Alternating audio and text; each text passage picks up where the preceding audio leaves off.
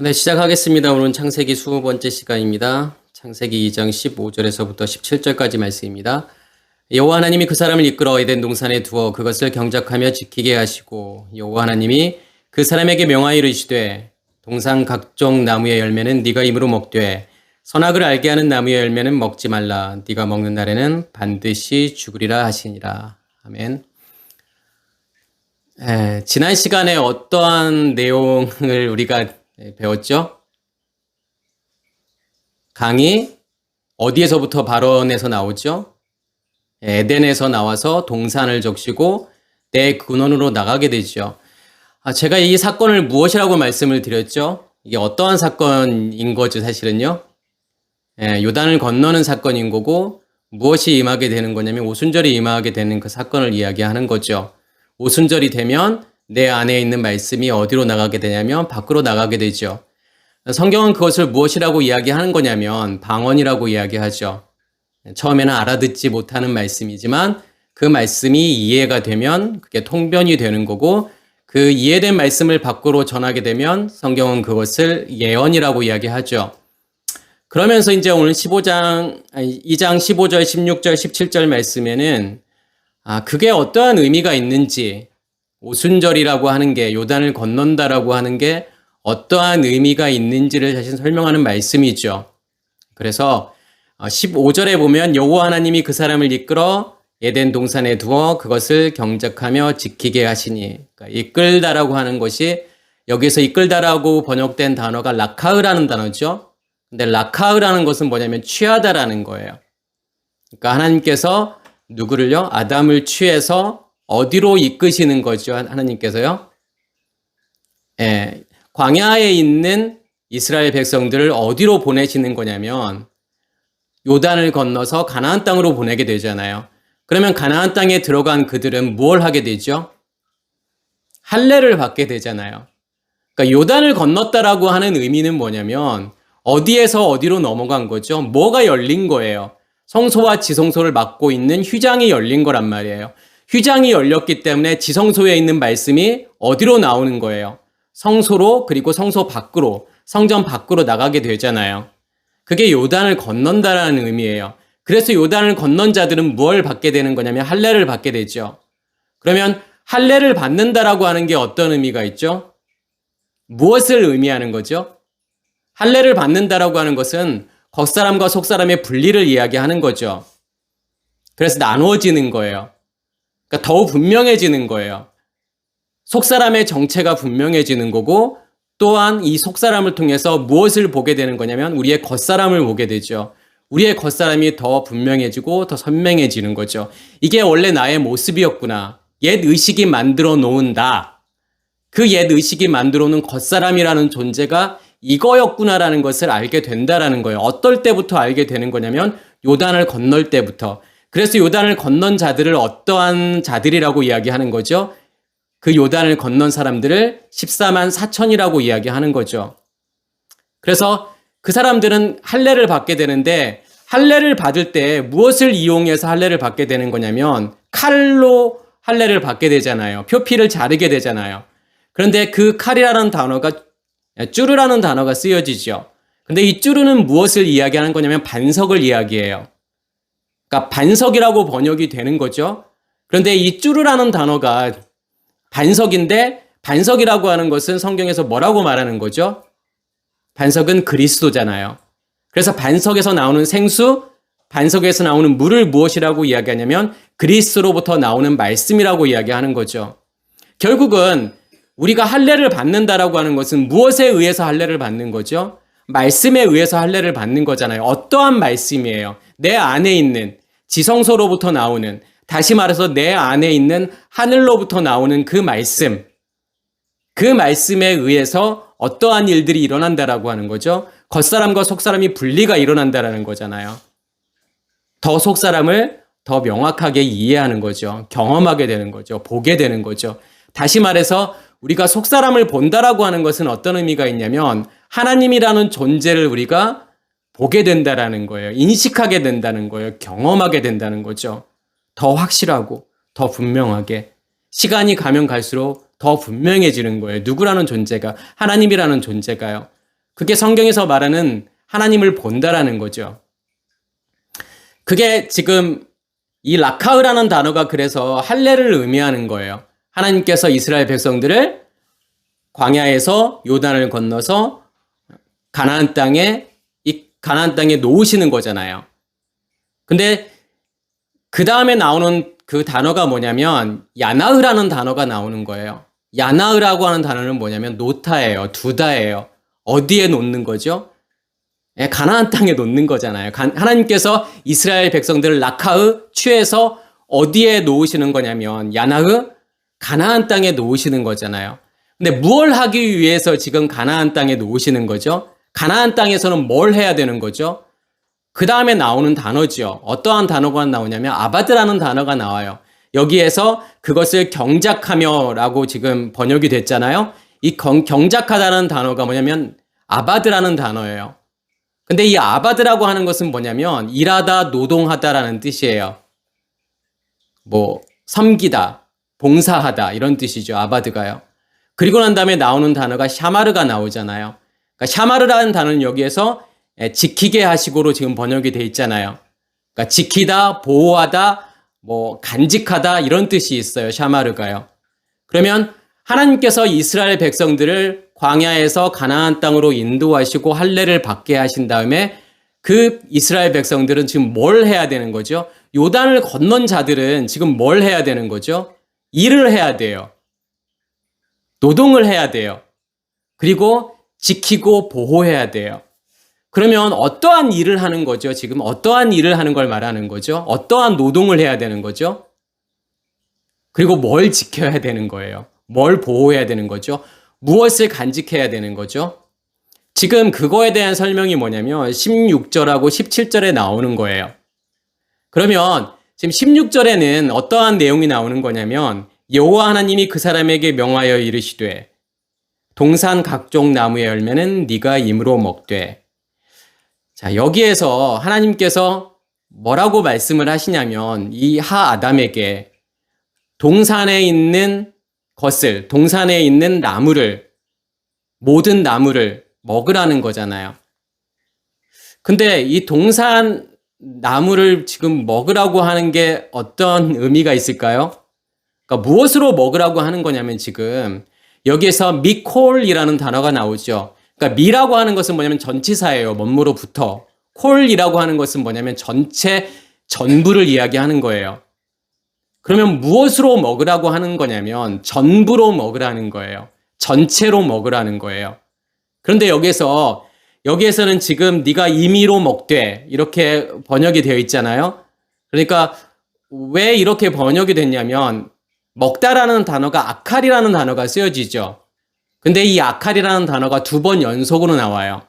그렇기 때문에 임으로 먹어, 그러니까 마음껏 먹어, 자유롭게 먹어 라고 지금 생각할 수 있지만 이 임의로 먹으라는 이 단어는 아칼 그리고 또 아칼. 근데 처음에 나오는 이 아칼이라는 단어는 무엇으로 쓰여졌냐면 부정사로 쓰여졌어요. 부정사 절대형. 제가 잠깐 문법을 이야기할 건데 뭐 그렇게 중요한 건 아니고 그냥 그런 게 있나 보다 그렇게 생각하시면 되고, 그러니까 부정사라고 하는 것은 우리가 알다시피 영어에서도 이렇게 배웠다시피 어떤 품사가 정해져 있는 게 아니잖아요. 문장에서 뭐 명사의 역할도 하고 형용사의 역할도 하고 부사의 역할도 하고. 근데 거기에 to가 붙으면은 to 부정사라고 이야기하는 거고 to가 붙지 않고 원형 그대로 쓰였으면 그것을 원형 부정사라고 이야기하잖아요. 그러니까 히브리어에서도 마찬가지예요. 2가지의 이 부정사가 쓰여지는데 부정사 연결형이 있고 부정사 절대형이 있어요. 연결형이라고 하는 것은 라메드가 앞에 와요. 그러니까 마치 to 부정사의 to가 앞에 오는 것과 똑같아요. 그렇게 해서 부정사를 만드는 거고, 그 다음에 절대형이라고 하는 것은 아무것도 붙지 않아요. to 이런 게 붙지 않아요. 그냥 원형 그대로 있는 게 부정사 이제 절대형이에요. 그런데 부정사라고 하는 것은 어떠한 의미가 있냐면, 그러니까 히브리어에서는 그 단어의 앞 뒤에 뭐가 붙죠? 그래서 앞에 뭐가 붙으면은 그 접두어, 또 뒤에 뭐가 붙으면 접미어 이렇게 이야기하죠. 그러면 접미어와 접두어를 통해서 우리가 무엇을 알 수 있냐면 이게 남성인지 여성인지 이 단어가, 그리고 몇 인칭인지, 1인칭인지, 2인칭인지, 3인칭인지, 그리고 단수인지 복수인지를 알 수 있어요. 그런데 부정사라고 하는 것은 뭐냐면 그런 게 다 없는 거예요. 인칭도 없고, 그 다음에 이게 남성인지 여성인지도, 단수인지 복수인지도 없어요.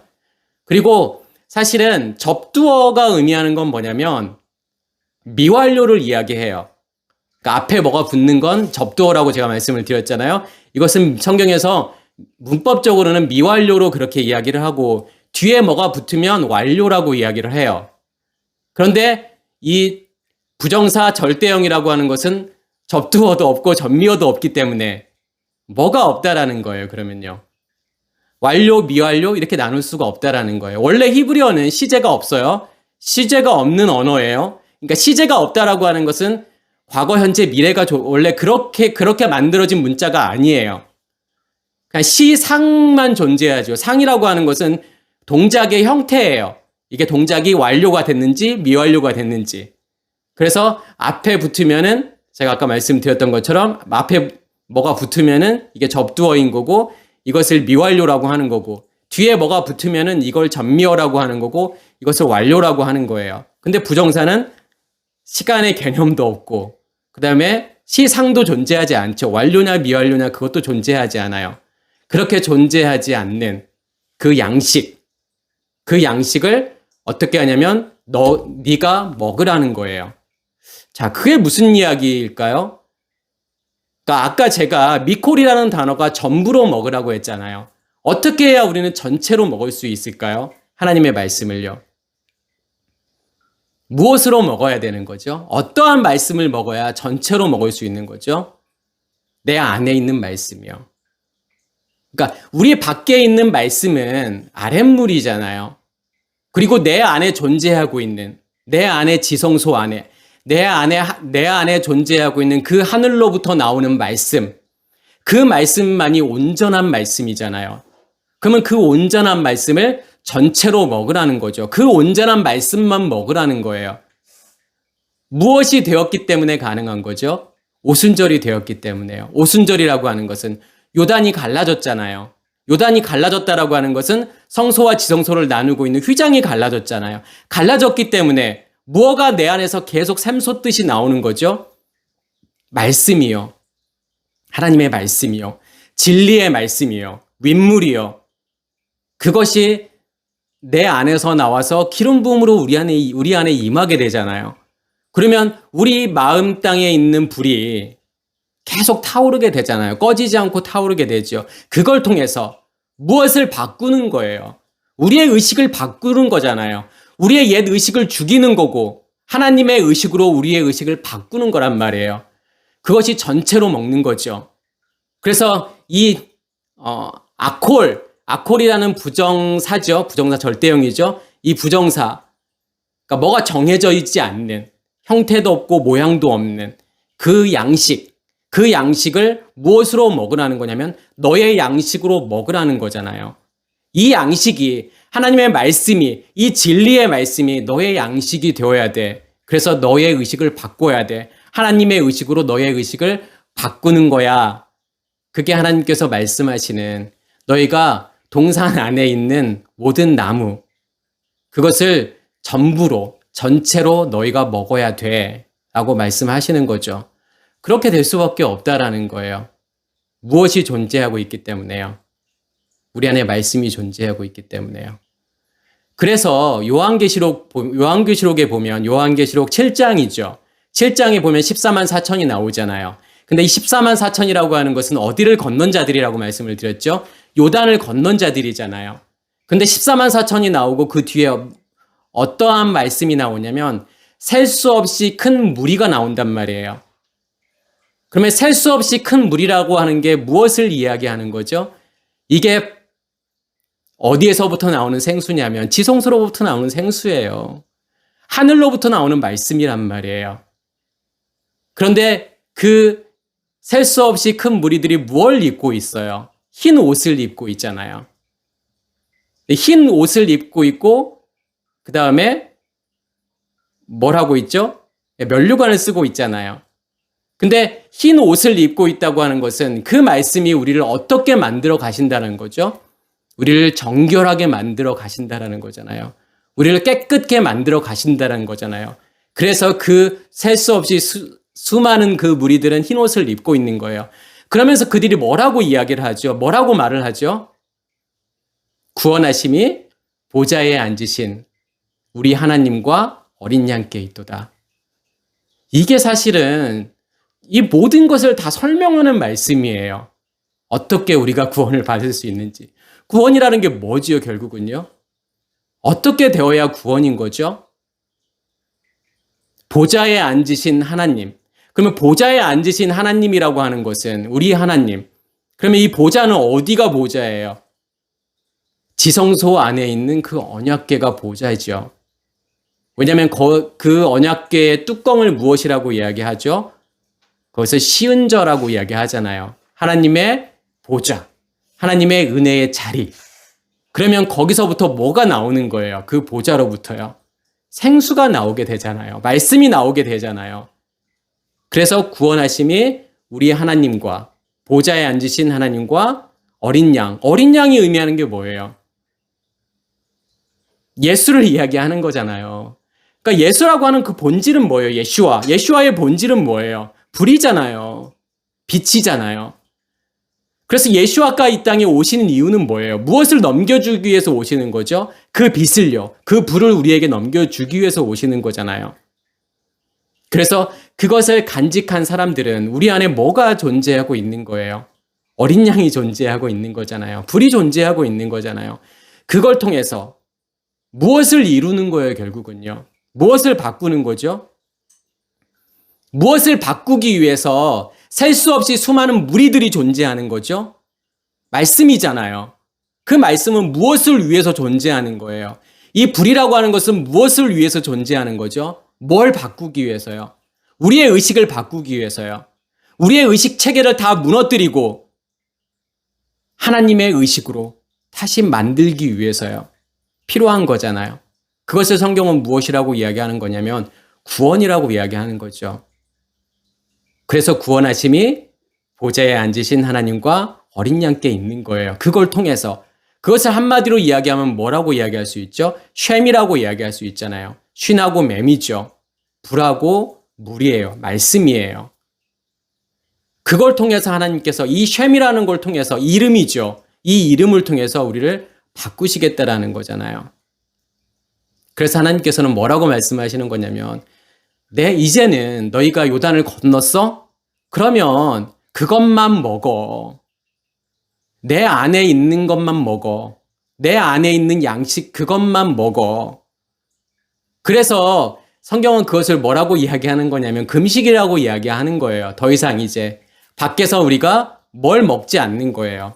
요단을 건넌 자들은 양식이 안에 존재하고 있기 때문에 더 이상 만나를 먹지 않잖아요.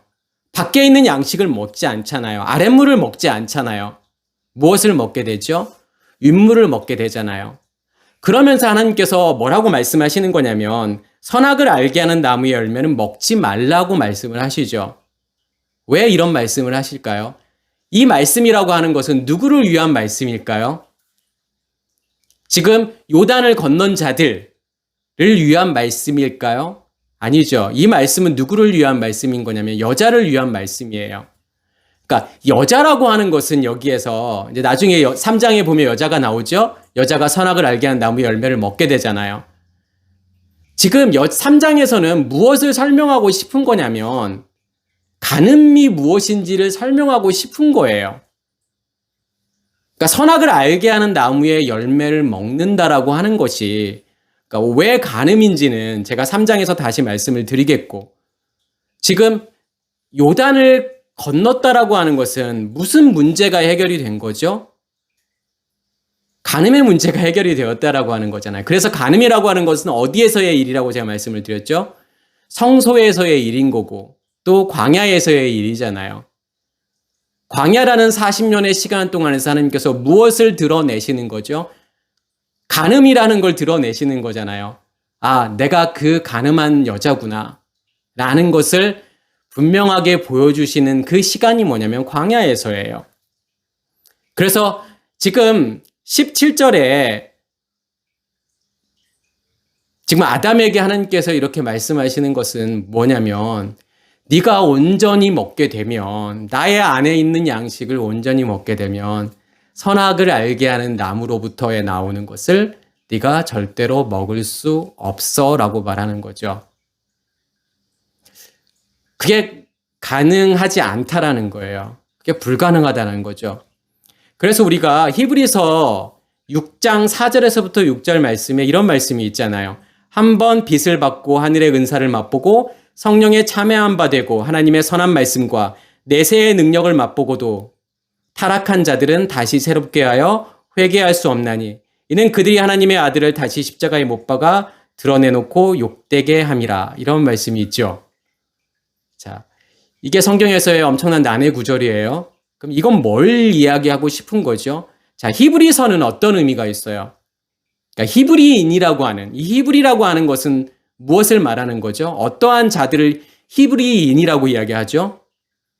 강을 건넌 자들이잖아요. 어떤 강을 건넌 자들이죠? 요단강을 건넌 자들이잖아요. 그래서 히브리서의 핵심은 뭐냐면 이 요단을 건넌 자들의 이야기란 말이에요.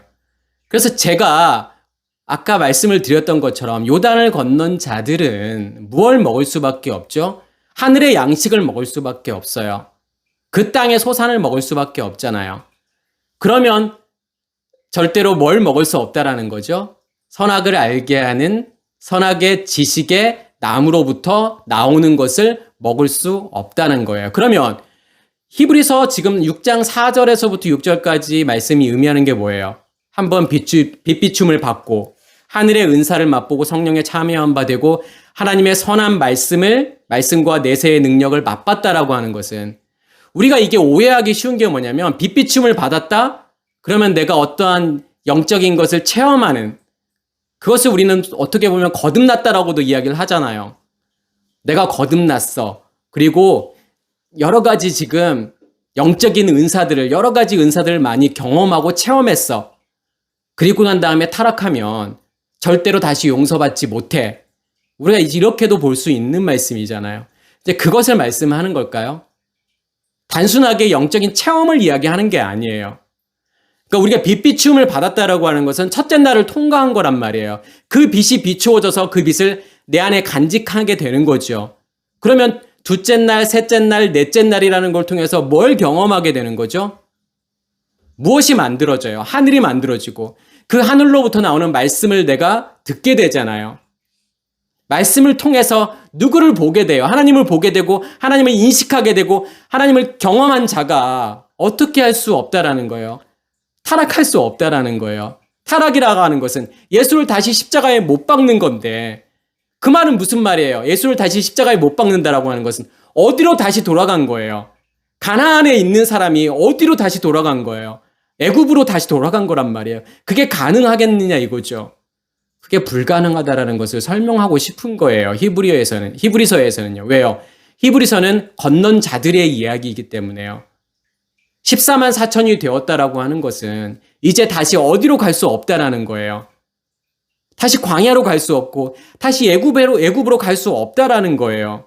무엇이 분리됐기 때문에요. 겉사람과 속사람이 분리되었기 때문에요. 그 다음부터는 무엇으로 사는 존재이기 때문에요. 우리의 속사람으로 사는 존재들이기 때문에요. 우리의 속사람을 통해서 겉사람을 보는 존재지요. 겉사람과의 싸움에서 이기는 존재란 말이에요. 그게 기업이잖아요. 기업을 받아야 되는 존재라는 거예요. 절대로 선악의 지식의 나무로부터 나오는 것을 먹을 수 없다는 것을 설명하고 싶은 거예요. 17절 말씀도 마찬가지예요. 아담에게 있어서는 지금 넷째 날을 통과한 아담에게 있어서는 뭘 할 수 없는 거냐면 먹을 수 없는 거죠. 그렇지만 여자에게는 뭘 먹을 수밖에 없다라는 거죠. 선악의 지식의 나무로부터 나오는 것을 먹을 수밖에 없다는 거죠. 이것을 지금 뒤에 어떤 단어가 나오냐면 미메누라는 단어가 나와요. 근데 이 미메누라는 단어는 뭐냐면 부분이라는 뜻이에요. 그러니까 미라고 하는 것은 전치사 뭐뭐로 붙어죠. 이 민이라고 하는 것은 뭐냐면 이것도 뭐뭐로 붙어라는 의미도 있지만 부분이라는 뜻이 있어요. 그래서 그것들을 다시 말해서 선악의 지식의 나무로부터 나오는 그것을 너희가 부분으로 먹으면 안 돼. 우리가 사실은 이 말씀을 이해하기 위해서는 이 17절 말씀을 이해하기 위해서는 무엇을 이해할 수 있으셔야 되는 거냐면 간음이라고 하는 게 무엇인지를 이해하셔야 돼요. 그러면 성경에서 간음이 뭐죠? 아니, 그 먼저 살인이 뭐예요? 뭐가 살인이에요? 제가 지금 살인이라고 하는 것은 6계명이고 간음은 7계명이잖아요. 그리고 도둑질은 8계명이죠. 그런데 1계명부터 5계명까지의 내용이 6계명부터 10계명까지 내용과 제가 같다고 그랬잖아요. 그 말은 무슨 말이냐면 1계명이 6계명과 같은 거예요. 그리고 2계명이 7계명과 같은 거죠. 3계명이 8계명과 같은 거예요. 그래서 6, 7, 8계명은 6, 7, 8, 9, 10계명은 뭐냐면 설명이 안 나와요. 그냥 살인하지 마, 간음하지 마, 도둑질하지 마 이렇게만 나오잖아요. 왜 그러냐면 앞에서 이미 설명했기 때문에 제1계명을 통해서 살인이 무엇인지를 설명했고 2계명을 통해서 간음이 무엇인지를 설명했고 3계명을 통해서 도둑질이 무엇인지를 설명했기 때문에 그냥 타이틀만 나오는 거죠. 그러면 우리가 살인이 무엇인지를 알기 위해서는 1계명을 이해하셔야 돼요. 1계명이라고 하는 것은 너는 나 외에 다른 신을 내게 있게 하지 말지니라. 그러니까 나 외라고 했지만 내 얼굴 위에 다른 신이 존재하면 안 된다라는 거잖아요. 그러니까 무엇이 하나님을 막고 있으면 무엇인가가 하나님을 가리고 있으면 그것은 하나님이 무엇으로 존재하게 만든다라는 거죠. 하나님이라는 것이 하나님이 다른 신으로 존재할 수밖에 없는 거예요. 무엇이 막고 있는 거예요? 옛 의식이요. 우리의 겉사람이요. 옛 의식으로 내가 하나님을 보게 되면 하나님의 말씀을 보게 되면 하나님이라는 존재를 볼 수 있다라는 거예요? 없다라는 거예요? 비밀이라는 거예요. 그렇기 때문에 그 비밀이기 때문에 다른 신이에요. 그래서 성경은 그것을 살인이라고 이야기하는 거죠. 그게 하나님은 죽었다라는 의미예요. 하나님이 죽었다라고 하는 것은 나의 하나님이 아니라는 거죠. 그 하나님을 내가 인식할 수 없다라는 거예요. 알 수도 없고 인식할 수도 없고 경험할 수 없는 하나님. 다른 신으로 존재하는 그 하나님은 나에게 있어서는 어떤 하나님이냐면 죽은 하나님이에요. 그게 살인이에요. 누구를 살인하는 거예요, 결국은요. 하나님이라는 존재를요. 살인한다라는 거죠. 그러면 간음이라고 하는 것은요.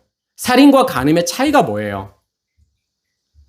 결정적인 차이가요. 내 안에 뭐가 있느냐 없느냐의 차이죠.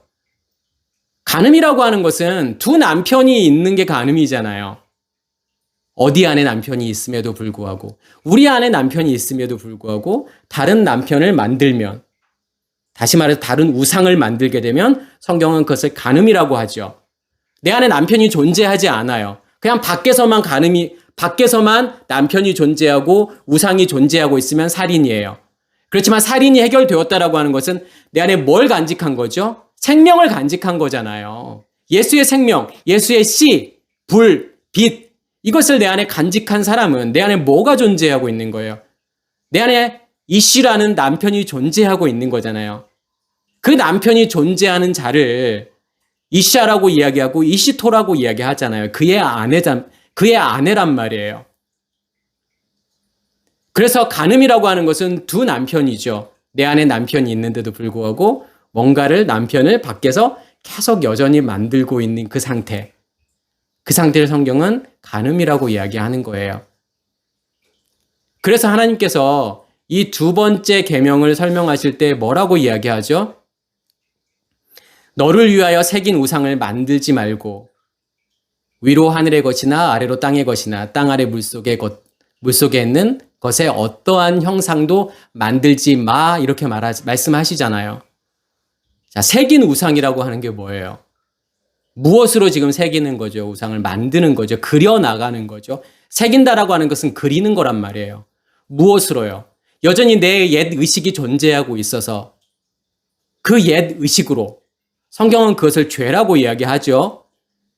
그 옛 의식으로 내가 말씀을 그리고 하나님이라는 존재를 그리고 예수를 만들어내면 그건 성경을 무엇이라고 이야기하는 거죠? 그것을 새긴 우상이라고 말하는 거죠. 우상을 새기는 거예요. 우상을 그리는 거예요. 나의 하나님을 만드는 거예요. 나의 신을 만드는 거예요. 나의 엘로힘을 만드는 거예요. 이 엘로힘이 나를 인도할 엘로힘이야. 나를 인도하고 이끌고 나를 지켜주고 나를 보호하고 나에게 복을 줄 그 엘로힘이야. 얼마든지 그럴 수 있다라는 거잖아요. 무엇이 죽지 않았기 때문에요. 우리의 옛 의식이 죽지 않았기 때문에요. 우리의 옛 의식의 체계가 죽지 않았기 때문에요. 그것을 성경은 율법이라고 이야기하잖아요. 율법이 죽지 않았기 때문에요. 율법의 의식으로 하나님을 바라보게 되면 그 하나님은 뭐가 될 수밖에 없냐면 우상이 될 수밖에 없는 거잖아요. 내 옛 의식이 투영해서 만든 하나님. 나에게 보여지는 복을 주시고 나에게 파라다이스 같은 정말 너무 멋있는 그러한 천국을 약속하시는 그 하나님으로 만들 수밖에 없다는 거예요. 내 자신이 말씀의 체계를 만들어 가요. 이게 말씀이야. 이게 진리야. 이게 복음이야. 이게 하나님이야. 이렇게 만들어 간다니까요. 그 만들어진 것들이 뭐냐면 남편들인 거고 그 만들어진 것들이 우상이라는 거예요. 새겨진 우상이죠. 그렇게 우상을 새기게 되면 무엇을 만들 수밖에 없죠? 형상을 만들 수밖에 없잖아요. 그러니까 우리가 그림을 그리다 보면은 뭐가 만들어져요? 차츰차츰이요. 그러니까 선과 점으로 시작해서 뭔가를 계속 그리다 보면 어떤 형태가 만들어지잖아요. 사람이 만들어지고 어떤 집이 만들어지고 자연 어떤 풍경들이 만들어지고 완성이 되잖아요. 그렇게 우리가 옛 의식의 체계로 뭔가를 그리게 되면 그 알고리즘에 의해서 어떤 결과물들이 계속 생성해낸다니까요. 어떤 결과물들이 계속 만들어져요. 그게 형상이에요. 그것을 하나님께서는 어떻게 하라는 거죠? 만들지 말라는 거잖아요. 선악의 지식의 나무, 그 나무로부터 우리가 먹는다라고 하는 것은 똑같은 거죠. 우리가 뭘 계속 만들죠? 선악이라는 그 체계 안에서 이건 선이야, 이건 악이야, 이건 옳은 거야, 이건 옳지 않은 거야, 이건 해야 될 거야, 하지 말아야 될 거야. 그것을 우리가 계속 나누게 되잖아요. 분리하게 되잖아요. 그래서 어떤 체계를 굳건한 자기만의 체계를 만들잖아요. 어떤 사회나 어떤 공동체나 개인도 마찬가지예요. 그것을 우리는 뭐라고 이야기하는 거냐면 또 세상이라고 이야기하죠. 그게 코스모스란 말이에요. 어떤 질서예요. 법칙이에요. 이건 절대로 변하지 않는 거야 라고 하는 그 법칙을 자기 안에 다 있어요. 예수를 믿는 사람이나 믿지 않는 사람들이나 다 가지고 있단 말이에요. 세상을 어떻게 살아가야 되는 그 법칙. 이렇게 살아가야만이 성공적인 삶이야. 이렇게 살아가는 것은 실패한 삶이야. 라고 하는 그 법칙들이 다 있잖아. 그 법칙에 의해서 살아가죠. 예수 믿는 사람도 마찬가지예요. 예수를 믿는다고 생각하는 사람들도 자기만의 법칙이 있어요. 하나님을 이렇게 믿어야 돼. 내가 믿고 있는 하나님은 이런 하나님이야. 내가 하나님을 사랑하는 것은 이런 거야. 그렇기 때문에 나는 이런 천국에 가야 돼. 라고 하는 그러한 법칙들이 있잖아요. 성경은 그것을 무엇이라고 이야기하는 거냐면 율법이라고 이야기하는 거예요. 네가 만든 거잖아. 네가 새기고 네가 만든 형상이잖아. 그건 나 아니야. 너의 것이잖아. 그래서 너를 위하여 새긴 우상이라고 말하는 거잖아요. 나를 위한 것이 아니라 너를 위한 거잖아. 그러면서 하나님께서 그것에 절하지도 말며 그것을 섬기지도 말라 말씀하시죠. 절하다라고 하는 것은 엎드리다, 샤하, 엎드리다, 경배하다, 절하다. 그것에 복종하는 거잖아요. 그리고 여기에서 섬기다라고 하는 것은 아바드예요. 아바드가 아까 제가 처음에도 말씀드렸던 것처럼 일하다, 노동하다라는 거예요. 그것을 일하게 되는 거예요. 그것으로 사는 거예요. 그 우상의 형상을 만들어 놓고요.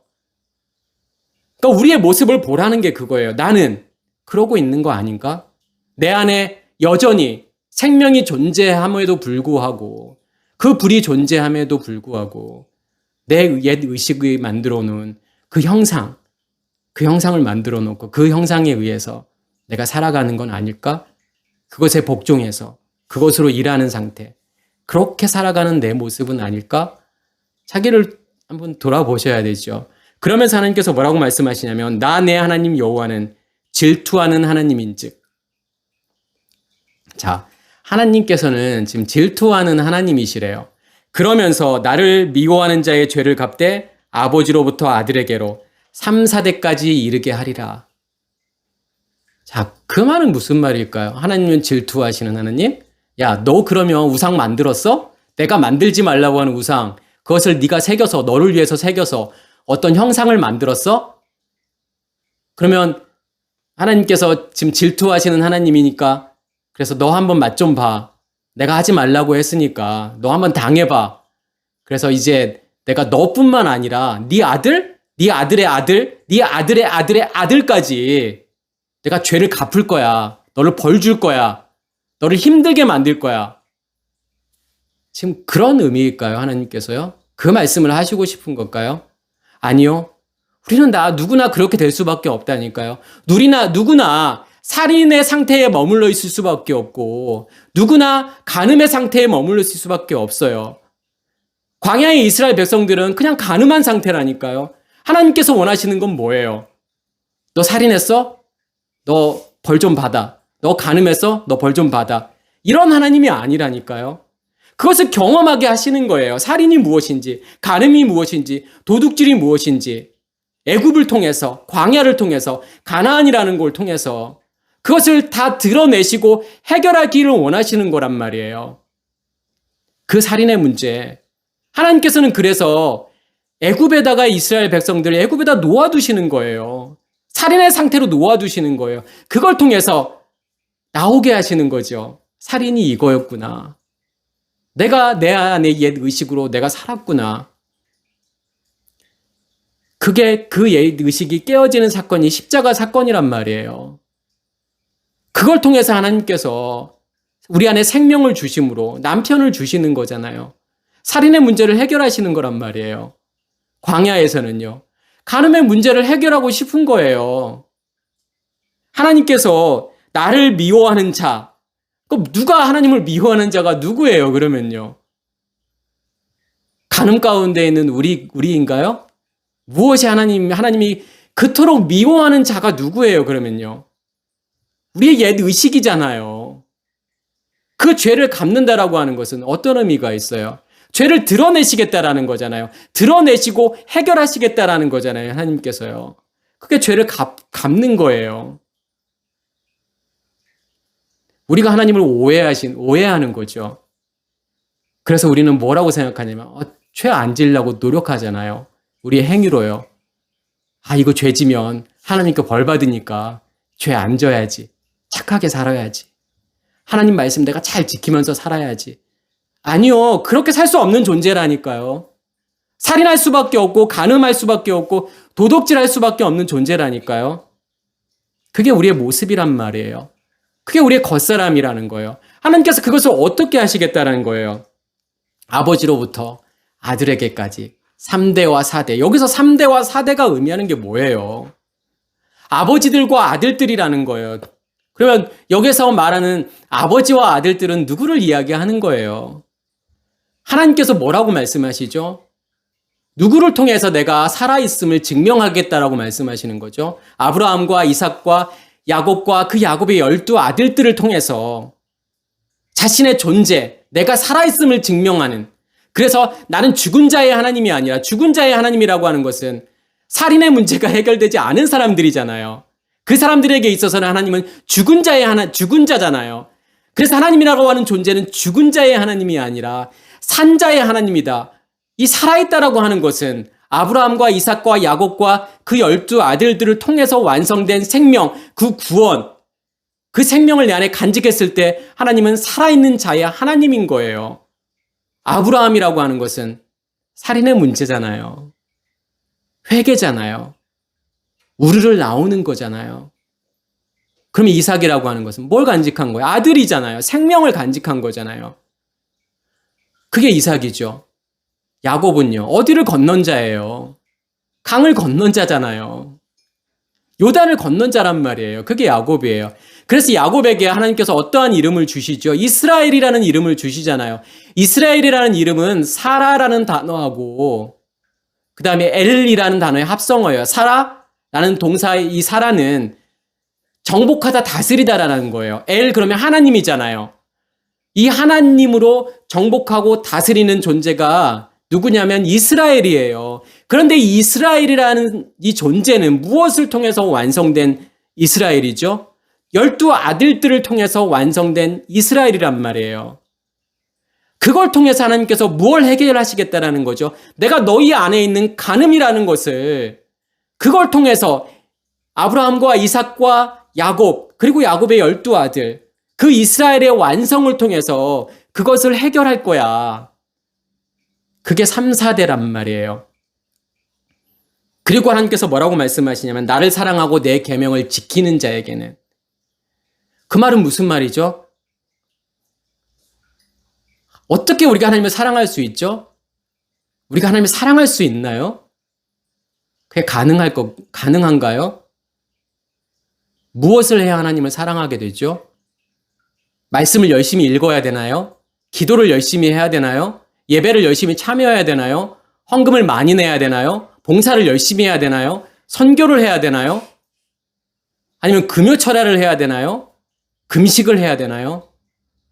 그래야 하나님의 사랑이 내 안에 있음을 증명하실 건가요? 그걸로요? 아니요. 하나님의 사랑, 우리는 절대로 하나님을 사랑할 수 없어요. 왜 사랑할 수 없을까요? 내 안에 뭐가 존재하지 않기 때문에요. 사랑이 존재하지 않으면 하나님을 사랑할 수 없다니까요. 그럼 어떻게 하나님을 사랑할 수 있죠? 이 3, 4대의 벌을 받아야 되는 거예요. 이게 가게에 흐르는 저주 그런 게 아니란 말이에요. 그러한 벌이 아니라니까요. 우리의 겉사람을 죽이기 위한, 우리의 옛 의식을 죽이기 위한 하나님의 구원 행위가 벌이란 말이에요. 이걸 통해서 우리 안에 사랑이라고 하는 것은 누구의 드러나심이에요? 하나님의 드러나심이잖아요.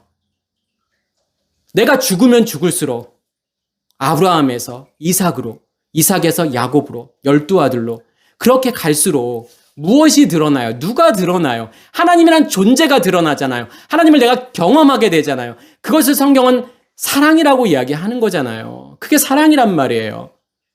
어떻게 계명을 지킬 수 있죠? 살인하지 말라, 간음하지 말라, 도둑질하지 말라. 이걸 내가 할 수 있어요? 내가 지킬 수 있나요? 우리는 그냥 애굽인데요. 그냥 살인, 간음, 도둑질 상태인데요. 어떻게 지켜요? 못 지킨다니까요. 그러면 어떻게 지킬 수 있죠? 이 계명을요? 누구를 통해서 지키는 거예요? 하나님이라는 존재를 통해서요. 이 사랑을 통해서요. 이 사랑을 간직함을 통해서요. 하나님이 드러나심을 통해서요. 살인의 문제가 해결이 되고 간음의 문제가 해결이 되고 도둑질의 문제가 해결이 되고 그래야 거짓 증거하지 않고 이웃의 집을 탐내지 않게 되잖아요. 그래야만이 부모를 공경하게 되잖아요. 안식일을 거룩히 지키게 되잖아요. 내가 할 수 있는 게 아니잖아요. 하나님께서 3, 4대의 이 벌이라는 걸 통해서 죄를 갚아주시는 그 구원 행위를 통해서 내 안에 뭐가 임하는 거예요. 사랑이 임해서 사랑으로 충만해지는 것이고 그것이 계명을 지키는 거잖아요. 그런 자들에게는 하나님께서 1000대까지 은혜를 베푸신다라고 하는 거잖아요. 이 1000이라고 하는 것은 어떤 의미가 있죠? 성경에서 가장 큰 숫자가 1000이에요. 가장 작은 숫자가 1이죠. 그래서 알파벳이 시작이 알레프인데 이 알레프라고 하는 단어가 이 자음이 다 자음에는 숫자 값들이 존재하죠. 왜냐하면 그 당시에 숫자는 언어였으니까 문자였으니까요. 숫자가 존재하기 전에. 그래서 알레프라고 하는 이 자음은 1이면서 1000이에요. 시작이에요. 1. 1000 완성이란 말이에요. 다시 1이 되는 거죠. 그래서 알레프로 시작해서 다시 알레프로. 하나님이라는 존재. 그래서 알레프가 우상일 수도 있고 하나님일 수도 있죠. 우상으로 시작해서 누구로 완성하는 거예요? 하나님으로 완성하는 거예요. 그래서 하루가 1000년 같고 1000년이 하루 같다라고 하는 것은 그렇게 알레프로 시작해서 알레프로 끝나는 1로 시작해서 1000으로 완성하는 거잖아요. 1000들로. 예, 알라핌이죠. 1000들로 하나님께서 완성하시는 거예요. 그게 하나님의 은혜란 말이에요. 하나님께서 하나님의 사랑을 내 안에 두시고 하나님을 드러내시고 나를 통해서 하나님을 경험하게 하시는 것. 그리고 그 계명이 그 십계명이라고 하는 것이 내 안에서 온전히 이루어지는 거잖아요. 그게 11조란 말이에요. 그게 온전한 11조를 우리 안에 간직해서 정말 그걸 통해서 하나님께서 우리 안에 충만하게 부어주시나. 그게 하나님의 은혜란 말이에요. 그게 하나님의 사랑이란 말이에요. 그 사랑으로, 그 은혜로 나에게 넘치도록 부어주나 안 부어주나 보라고 하는 거잖아요. 테스트가 아니에요. 확증하라는 거죠. 진짜로 하나님께서 그렇게 하시는지, 우리의 간음의 상태를 하나님의 은혜로, 하나님의 사랑으로 해결하시는지 아닌지를 보라는 거잖아요. 무엇이 간직되어져 있으면요. 온전한 11조잖아요. 온전한 11조가 의미하는 게 뭐예요? 그 예수잖아요. 생명이잖아요. 씨잖아요. 그 불이잖아요. 그 불을 간직하게 되면, 그 쉔을 간직하게 되면 하나님께서 일하시겠다라는 거잖아요. 우리가 이 말씀을, 이 두 번째 계명을 이해하시면 오늘 17절 말씀이 무슨 뜻인지를 아실 거예요. 우리는 뭘 먹을 수밖에 없는 존재예요. 간음 상태에 있을 수밖에 없는 거라니까요. 선악의 지식의 열매를 부분으로 먹을 수밖에 없는 거예요. 미메누가 나오잖아요. 부분이에요. 단면으로밖에 먹을 수 없는 존재라니까요. 그래서 과학에서도 3차원의 존재는 이 3차원의 세상을 무엇으로밖에 인식할 수 없냐면 단면으로밖에 인식을 할 수 없어요. 평면으로밖에요. 우리가 컵을 이렇게 보더라도 컵의 앞에 있는 그 단면만을 보는 거지 위, 아래, 뭐 옆에, 좌우 이걸 다 볼 수 있는 게 아니잖아요. 그게 우리 3차원의 존재라니까요. 하나님의 말씀을, 하나님의 존재를 부분적으로밖에 인식할 수 없는 존재예요. 그런데 4차원이 된다라고 하는 것은 그것을 동시에 인식하게 돼요. 전후, 좌우, 위, 아래 이것을 동시에 인식하게 되는 거예요. 그게 4차원의 존재예요. 5차원의 존재가 되었다? 그러면 무슨 말이에요? 4차원이라는 것은 3차원의 공간에 시간이라는 차원이 더해지면 4차원이잖아요. 그러면 5차원의 존재에게 있어서의 시간이라는 개념은 과거, 현재, 미래가 없다니까요. 그 이상의 존재에게서는요.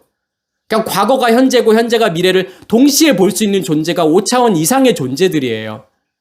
그게 하나님을 내가 온전히 보는 거예요. 단면을 보는 것이 아니라요.